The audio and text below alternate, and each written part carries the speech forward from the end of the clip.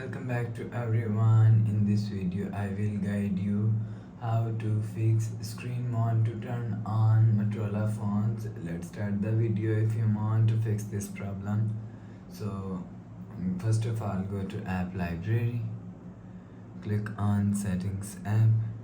Now in setting, scroll down to and click on system and click on reset option.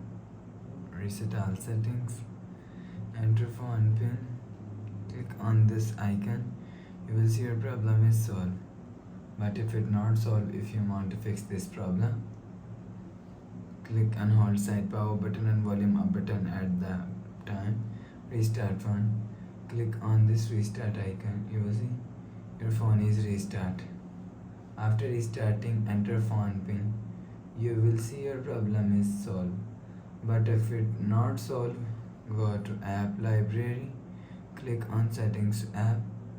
Now in setting, click on system and reset option and click on factory reset.